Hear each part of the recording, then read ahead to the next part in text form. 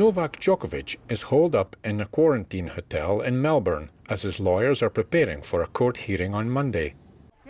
The world #1 tennis player was refused entry to Australia late at night on Wednesday over visa issues, one day after he said he had a medical exemption of the 2-jab requirement for the Australian Open.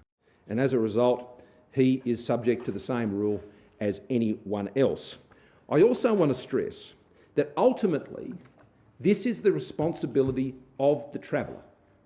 It is for the traveller to be able to assert and back up their ability to come into the country consistent with our laws.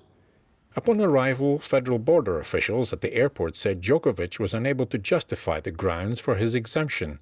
They then cancelled his visa. Australian Prime Minister Scott Morrison said this is simply a matter of following the rule and is not about any individual. On the issue of Mr Djokovic, rules are rules, and there are no special cases. Rules are rules. The Australian government's move to block Djokovic's entry has caused ructions between Canberra and Belgrade. Serbian President Aleksandar Vučić said that Djokovic is a victim of harassment and the whole Serbia is with him. But Djokovic's nearest rival, Rafael Nadal, said it was Djokovic's decision on whether to get vaccinated, and therefore he has to face the consequences.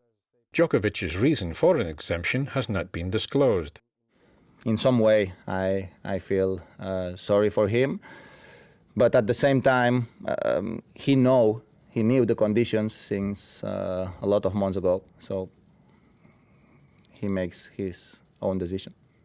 In Melbourne, fans gathered outside Djokovic's quarantine hotel on Thursday to show their support.